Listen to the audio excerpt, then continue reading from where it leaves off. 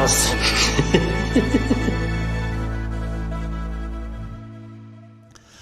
Assalamualaikum warahmatullahi wabarakatuh, Sobat RH sekalian. Jumpa lagi kita di channel yang keren ini, keren cerdas ya. Mudah-mudahan ini juga sama baiknya ya mikrofon ini, karena saya menggunakan mikrofon hasil interview saya semalam dengan Bambang Harimurti. Ya sahabat sekalian, ini menarik ya, perseteruan dalam tanda kutip antara Rizal Ramli dan Mahfud MD sebagaimana tadi saya janjikan untuk saya ulas ya. Ini bermula dari kritik pedas, kritik keras Rizal Ramli terhadap Mahfud MD. Dan memang keras sekali kritik Rizal Ramli kepada Mahfud MD, dan rupanya Mahfud tidak berkenan dan dia balas ya. Sepanjang hanya jawab jinawab melalui media sosial ini, saya kira nggak ada masalah. Dan jangan dianggap sebagai sebuah kegaduhan. nanti orang para pengadu itu bilang mengadukan. Ini Hasna ini wanita emas diadukan pula, Allahu Akbar. Lagi-lagi undang-undang tentang menyebarkan berita bohong. Padahal sobat era sekalian, ini kan sedang dalam ranah DKPP untuk melakukan proses apakah benar atau enggak tindakan asusila itu.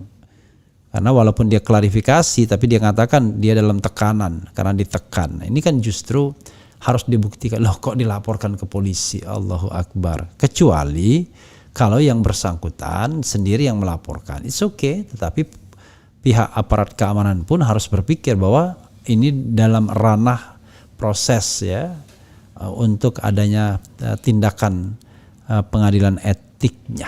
Nah, ini sobat semuanya, ada tweet dari Rizal Ramli ya. Jadi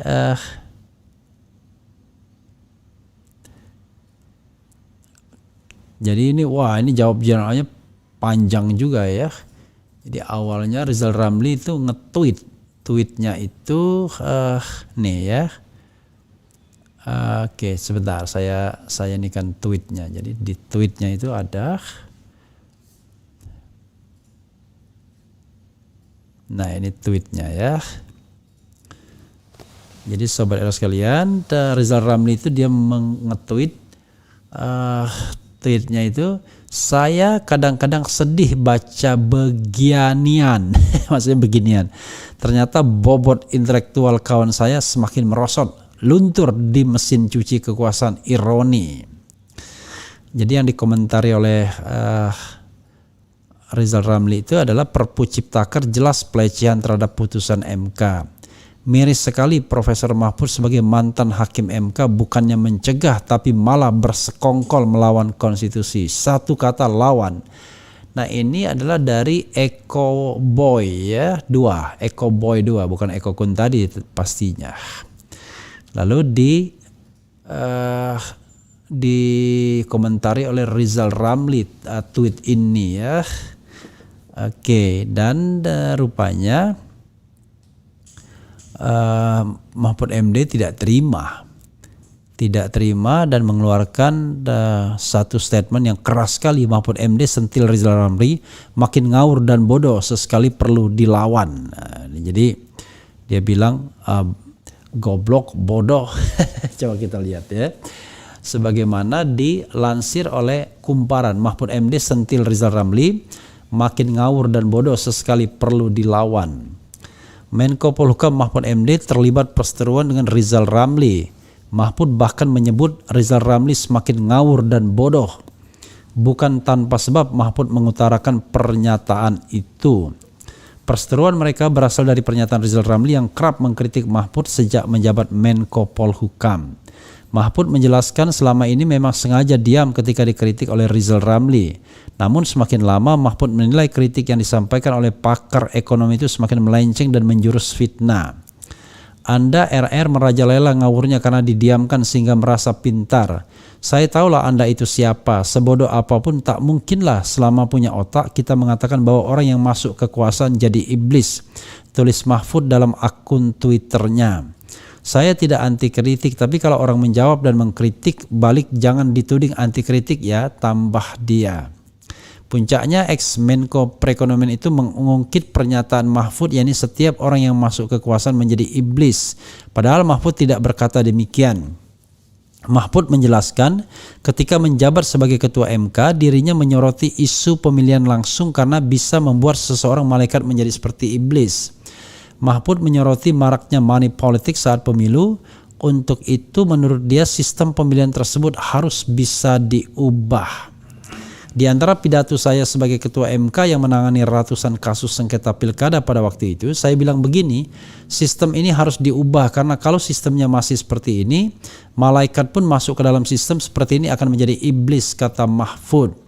Waktu itu yang saya bilang, jika sistem pilkada tidak diubah, maka malaikat pun kalau masuk ke dalam sistem bisa jadi iblis.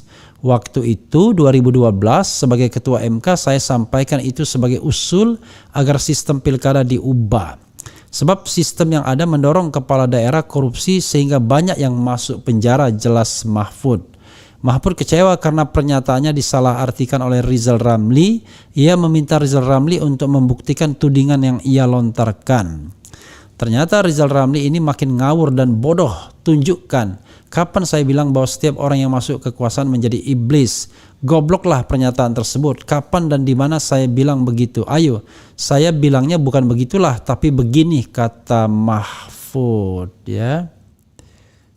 Kemudian rupanya Rizal Ramli juga dikonfrontasi, ya. Ini ada konfrontasi mengatakan Rizal Ramli ingatkan, Mahfud tidak betul. Omongan Mahfud itu penghinaan terhadap sejarah para tokoh dan pejuang Indonesia. Apalagi ya. Oke, ini penjelasan lebih lanjut Rizal Ramli ya, mengenai orang masuk sistem jadi iblis itu ya. Omongan kawan saya Mahfud MD bahwa semua orang akan berubah dari malaikat menjadi iblis setelah masuk kekuasaan adalah penghinaan terhadap sejarah para tokoh besar dan pejuang Indonesia. Mahfud itu tidak betul. Konfrontasi yang memuatnya. Perpu Ciptaker jelas pelecehan terhadap putusan Mahkamah Konstitusi. Miris sekali Mahfud sebagai mantan ketua hakim MK bukannya mencegah tapi malah bersekongkol memperlemah konstitusi ya. Mantan ketua MK bukan ketua hakim dia. Saya kadang-kadang sedih membaca beginian, ternyata bobot intelektual kawan saya Mahfud MD semakin merosot, luntur di mesin cuci kekuasaan, ironi, kata tokoh perubahan Rizal Ramli. Terkait kekuasaan, Rizal menilai Mahfud keliru jika semua orang yang masuk kekuasaan bakal menjadi iblis, tanda kutip ya. Banyak tokoh menurut Rizal yang memiliki karakter integritas, amanah, tidak goyang oleh godaan kekuasaan.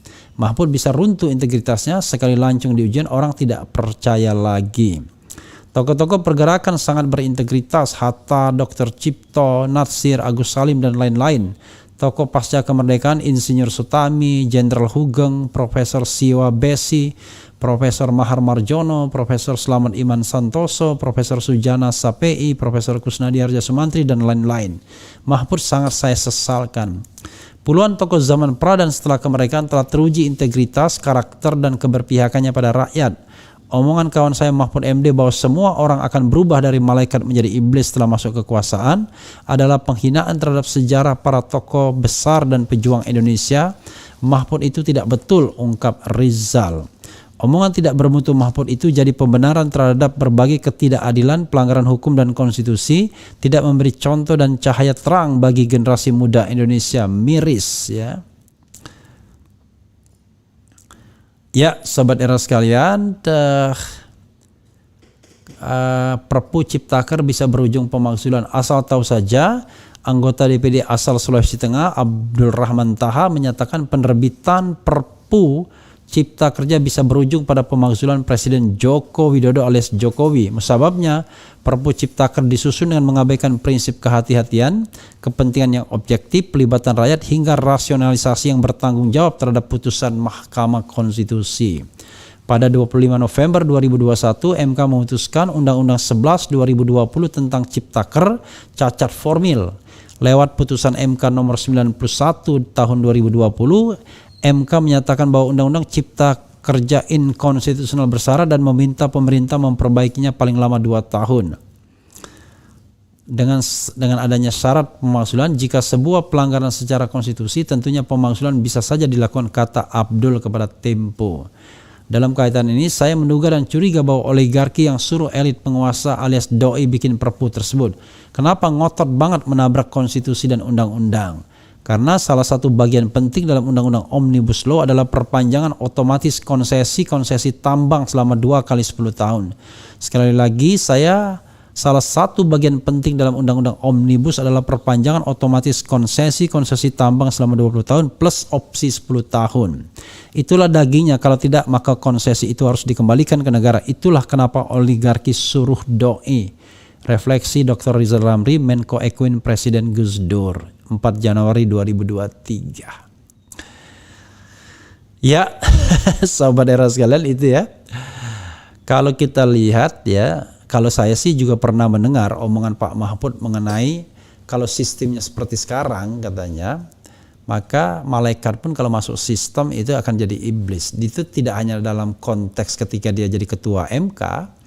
Kalau kita lihat misalnya ya, omongan itu ada juga ketika Pak Mahfud hadir di Indonesia Lawyers Club yang saya tahu ya. Jadi ketika hadir di Indonesia Lawyers Club, ya dia ngomong seperti ini ya. Ini ada di tv1news.com ya. Tanggal 15 Agustus 2020, Mahfud MD _2, malaikat kalau masuk ke sistem kita jadi iblis. Mahfud MD mengomentari soal demo yang dilakukan mahasiswa mengenai penolakan undang-undang KPK. Mahfud menilai ada pihak-pihak yang menggerakkan atau menyetir demonstran hingga terjadi gelombang aksi besar-besaran. ILC episode Haruskah Perpu KPK tayang pada tanggal 1 Oktober 2019, belum Menko Polhukam pada waktu itu ya. Jadi memang pernyataannya ada di ILC ya, Indonesia Lawyers Club, tanggal 1 Oktober 2019. Jadi tinggal dicek saja omongan Pak Mahfud di situ ya. Coba kita lihat lagi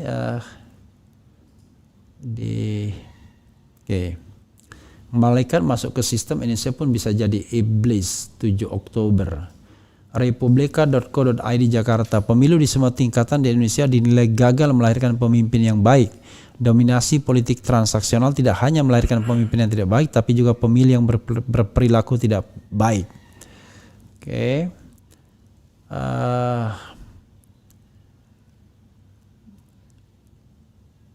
Ya, ini ternyata pemilu tidak menghasilkan pemimpin yang baik yang mampu memberantas korupsi di lingkungannya atau mampu bebas dari tindak pidana korupsi. Pak Gawan Mendagri mengatakan lebih dari 50% atau 287 kepala daerah terlibat tindak pidana, kata mantan ketua MK di Tangerang Senin 7 Oktober ya. Itu 7 Oktober 2013. Beda lagi ya. Jadi yang terakhir itu pernyataan di Indonesia Lawyers Club. Tapi apakah itu sistem itu kan banyak ya, masuk sistem itu bisa artinya sistem yang terbangun saat ini ya melalui proses pilkada. Tapi intinya adalah apakah sistem yang buruk akan membuat malaikat menjadi buruk? Ya, it could be possible ya. Tetapi kalau orang punya integritas dalam sistem apapun dia kebal. Tapi kan yang harus kita bangun adalah sistem yang baik tentunya. Jadi tidak ada yang salah perdebatan di antara dua orang ini ya. Harus kita pahami kalau yang terkait soal malaikat dan iblis tadi. Artinya yang ditekankan Mahfud MD adalah membangun sistem yang baik. Kalau yang ditekankan oleh Rizal Ramli ya, selain membangun sistem yang baik, ya juga orang yang berintegritas. Jadi orang yang berintegritas masuk sistem pun tetap dia punya integritas. Nah, tapi bukan itu sesungguhnya perdebatan yang harus dipersoalkan lebih lanjut, yaitu soal Undang-Undang Ciptaker itu sendiri. Kenapa Presiden Jokowi mengeluarkan Perpu, padahal jelas perintahnya adalah membuat undang-undang, dan jangan lupa yang memegang kekuasaan legislatif pasca amandemen adalah DPR. Jadi perintah utama untuk membuat undang-undang itu DPR bersama pemerintah. Tapi kemudian pemerintah membypass dengan mengeluarkan Perpu Ciptaker. Nah, apa yang diusulkan oleh Bambang Harimurti sebenarnya benar, bagus, yaitu yang namanya Perpu Ciptaker harus menjadi plan B. Itu harusnya, yaitu kalau seandainya sampai tanggal 25 November 2023 belum selesai juga diundangkannya undang-undang itu, baru Perpu keluar. Tapi kalau undang-undang itu sudah diselesaikan, ya sebenarnya not necessary untuk mengeluarkan Perpu. Karena sepertinya Presiden ingin mengambil alih fungsi pembentukan undang-undang dengan mengeluarkan Perpu, dan materinya banyak sekali, halamannya lebih dari 1000, padahal kalau kita pahami Sobat Era sekalian, sebagian besar kurang lebih sama dengan Perpu yang dibatalkan secara formil. Yang kedua adalah apa iya semuanya membutuhkan peraturan pemerintah pengganti undang-undang, apalagi materinya misalnya yang terkait dengan hal-hal lain, haji misalnya, kan belum dibutuhkan misalnya, kan konon katanya, bukan konon ya, yang diatur Perpu itu banyak sekali. Nah, nanti kita akan sekilas lihatkan Perpunya, bagaimana Perpu itu memang mengatur hal-hal yang begitu dahsyat, begitu banyak. Apa iya dibutuhkan immediate step atau action, ya, tindakan yang segera untuk mengatasi kondisi atau keadaan sebagai sebuah hal ihwal kegentingan yang memaksa. Itu soalnya ya saudara sekalian. Ini ada survei sobat semuanya.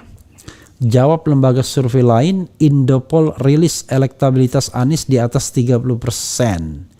Jadi Anies unggul ya, 30,33% dibandingkan Ganjar Pranowo 25,53% dan Prabowo Subianto 15,37%. Jadi saya sengaja mengeluarkan semua survei ya, survei yang memenangkan Ganjar, memenangkan Anies, memenangkan Prabowo, untuk menunjukkan bahwa betapa relatifnya survei tersebut. Kita nggak tahu mana yang benar, mana yang enggak. Kita kemukakan aja semuanya sesuai keinginan Sobat Era sekalian agar saya tetap membahas survei ya.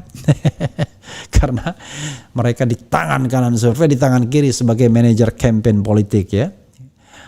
Dan sumber keuangan tidak pernah disebutkan dari mana uang untuk melakukan survei tersebut. Sepanjang uangnya berasal dari kandidat atau cukong kandidat, ya survei tersebut agak berat kita mempercayainya ya. Jadi semua survei kita kemukakan dan anggap saja itu menjadi bagian dari analisis ya. Oke.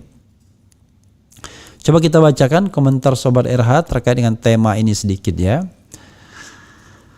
Pagi Abang RH kopinya ya. Ya, saya tadi mau bikin kopi ternyata dispensernya lupa dihidupkan panasnya.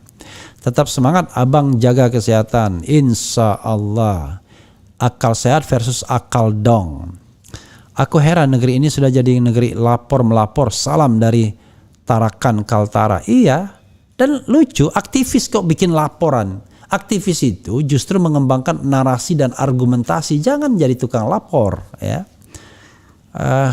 Anda menjadi aktivis demokrasi tetapi kok tukang lapor. Padahal apa yang dikatakannya kan belum tentu juga tidak benar. Karena tidak hanya Hasnaini tapi yang lainnya juga melaporkan ya ke DKPP.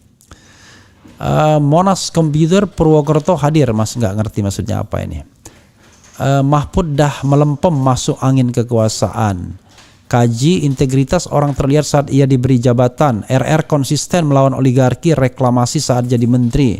Tapi Mahfud memakai ilmunya untuk melintir hukum sesuai pesanan istana. Mahfud tak berintegritas. Ini kata Kaji ya. Bersatulah para elit politik Indonesia. Enggak harus juga bersatu ya. Yang paling penting saling menghormati peran masing-masing. Peran Mahfud sebagai penguasa, peran RR sebagai pengimbang dari kekuasaan. Jadi peran kita masyarakat ya lihat siapa yang kira-kira akan kita ikuti. Apakah kita lebih percaya pada RR, Rizal Ramli, atau pada Mahfud MD ya. Yang jelas keduanya adalah tokoh dan pernah menjabat posisi di pemerintahan yang strategis. Bahkan Mahfud MD masih menjabat. Mahfud MD itu yang ngawur ya. Iya benar, Mahfud dulu pintar tapi sekarang beda. Kemudian Bang RH, menurut Abang para pemimpin kita niat menjadi pemimpin ingin menjadikan rakyat sengsara dan ingin memuaskan, mensejahterakan para pemimpin mereka sendiri, padahal mereka akan meninggal. I don't know exactly ya. Kemudian sudah jelas RR yang gila, nyomot omongan orang setengah-setengah, dasar gila. Saya kalau ngatain RR tuh malah santai. Kenapa? Karena kita tahu bahwa orang yang punya komitmen nggak akan mempermasalahkan lah kalau kita bacakan ya kritiknya. Mahpud, oke. Om Refli, betulkah penghasilan Om sebagai YouTuber yang followernya 2,5 juta penghasilannya lebih dari gaji seorang komut Pertamina?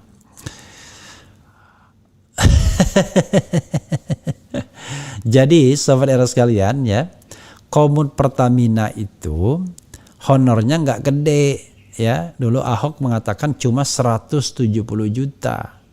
Kalau 170 juta ya bisa lebih dari itu, bisa kurang kan penghasilan sebagai YouTuber, bisa kurang bisa lebih.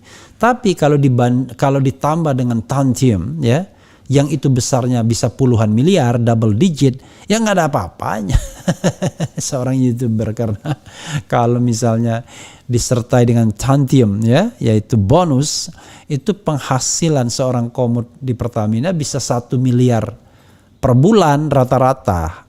Itu yang jadi soalnya ya. Jadi saudara sekalian, kalau cuma honor doang kita bisa bersaing, kadang di atas kadang di bawah. Tapi kalau ditambah Tantium langsung mental kita, melanting kita ya. Makanya lebih banyak orang yang pengen dekat dengan kekuasaan karena tidak bekerja lebih keras ya dibandingkan para YouTuber ya. Anda lihat sendiri kan, saya tiap hari bekerja. Tetapi not only about the money ya. Kalau only thinking about the money ya, lebih enak being a lawyer ya. Sebagai lawyer, satu kali klien itu bisa honor even 2 tahun sebagai YouTuber, bayangkan. Jadi kalau kita dapat big client itu bisa 2 tahun sebagai YouTuber. Jadi jangan terlalu berlebihan lah ya menilai ya. Jadi artinya bukan kita tidak mau bisa bikin get big money, tetapi it is about a choice, pilihan ya. Oke.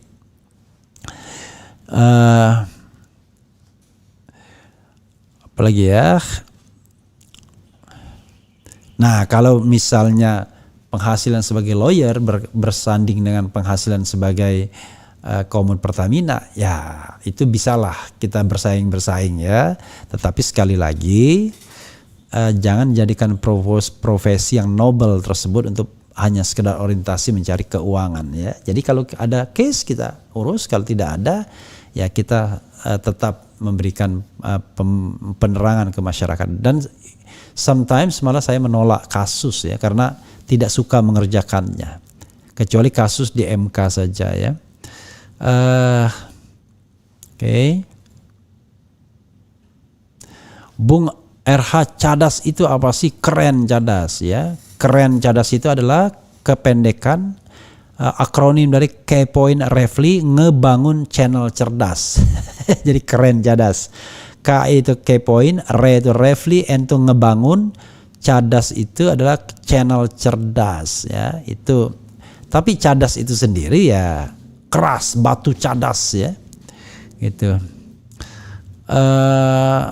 Benar Mahfud kemakan bacotannya sendiri, malaikat jadi iblis bilang food contohnya aku. Oke. Yeah, I don't know exactly. Refli, ijazahnya asli bro. Joko, coba tunjukkan ijazahnya aslinya mana. Oke, kita nggak sedang bicara itu ya. Berarti termasuk iblis juga dong sekarang Bung RH. Kan saya tidak sedang dalam sistem ya, saya di luar sistem. Mungkin juga kalau saya dalam sistem saya jadi iblis, tapi insya Allah enggak ya, karena jabatan bukan segalanya. Pokok persoalannya itu Perpu Ciptaker, tapi Mahfud fokus menyoal ungkapan malaikat jadi iblis. Mahfud tak ada pembelaan soal kritikan soal Perpu itu. Jangan gagal fokus malah persoalkan ungkapan ya. Ada sih pembelaan Pak Mahfud ya, katanya kalaupun saya jadi akademisi mungkin saya akan kritik juga ya. Tapi dia menganggap bahwa secara prosedur nggak ada masalah, justru orang mempermasalahkan prosedurnya. Walaupun sudah ada perubahan undang-undang mengenai pembentukan peraturan perundang-undangan yang mengakomodir Omnibus Law, tapi it doesn't mean bahwa perintah MK itu dijalankan, karena perintah MK itu membentuk undang-undang, bukan membuat perpu. Dan itu kalau bentuk undang-undang melalui proses legislasi yang normal dengan melibatkan public participation atau partisipasi publik. Bener Put, kalau gue masuk ke pemerintahan gue nggak mau jadi iblis, jadi dajjal aja sekalian ya. Malaikat bergabung ke penguasa bisa jadi iblis, secara tidak langsung beliau mengakui bahwa dia sudah jadi iblis. Jadi sahabat era sekalian, kita nggak perlu lah bicara iblis tidak iblis dan lain sebagainya. Tantangannya adalah bagaimana kemudian kita memperbaiki sistem yang ada. Dan kalau kita tidak mampu memperbaiki sistem yang ada, ya jangan melakukan sertifikasi terhadap sistem tersebut. Nah, soalnya adalah ya, apakah Mahfud MD sudah menyumbang banyak bagi penguatan sistem ya, termasuk hukum misalnya sebagai Menko Polhukam. Saya tidak melihat bahwa hukum kita jauh lebih baik penegakan hukumnya, law enforcementnya, malah miris rasanya. Itu yang saya bisa observasi ya, tidak hanya rasakan tapi bisa observasi. Beberapa aktivis ditangkap dengan pasal-pasal yang ya terkesan dibuat-buat ya, mulai dari aktivis kami kemarin, kemudian ada Habib Bahar, Habib Rizik, Syahgan dan lain terakhir ini Bambang Tri dan lain sebagainya, yang itu terjadi pada era pemerintahan Presiden Jokowi, penggunaan masif Undang-Undang 1 1946 dan Undang-Undang ITE, termasuk kepada Roy Suryo, Edi Mulyadi ya, Ferdinand Hutahian, lain lagi ya. Nah, karena itu sobat era sekalian, ya itunya yang harus kita address. Apakah iya penegakan hukum itu model demikian? Nah, marilah kita berpikir secara sehat dan rasional. Jangan berpikir bahwa saya kok nggak merasa. Iya, you are part of the government. If you supporters of the government, Anda aman-aman saja. Tetapi begitu kita lepas atau tidak menjadi bagian dari kekuasaan atau oposisi, mudah sekali. We are vulnerable, ya kan? To be criminalized. Jadi mudah sekali untuk dikriminalisasi, dan itu contohnya bukan 1-2, contohnya banyak ya, dan kita tidak bisa menghindar dari contoh tersebut. Ya, itu saja sobat era sekalian. Selanjutnya terserah Anda ya. Kita tidak bicara siapa yang benar, siapa yang salah, tapi ini adalah sebuah refleksi untuk bagaimana kita membangun Indonesia ini lebih baik ya, lebih beradab, lebih berkeadilan ya, lebih memperhatikan masyarakat secara keseluruhan, instead of entertaining para pengambil kebijakan, orang-orang gede di seputar istana, oligarki, konglomerat dan lain sebagainya. Itu saja. Wassalamualaikum warahmatullahi wabarakatuh. Cia.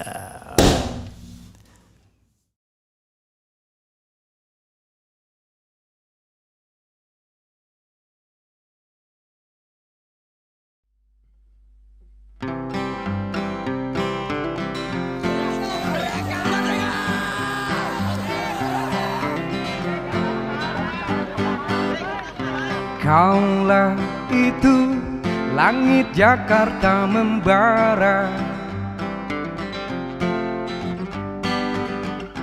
ribuan mahasiswa tumpah ruah, melakukan aksi hingga malam dan pagi,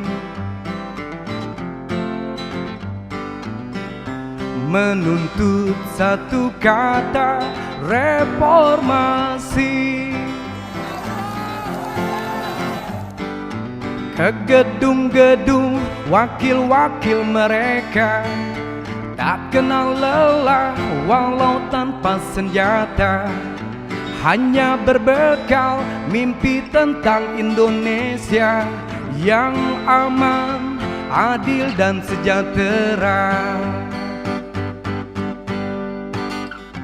Tapi kini reformasi telah dikhianati, Demokrasi sudah mati.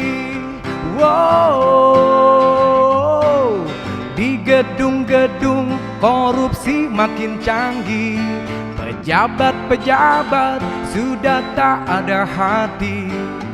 Kini tiada mimpi tentang Indonesia yang aman, adil dan sejahtera. Oligarki sudah bangkit lagi.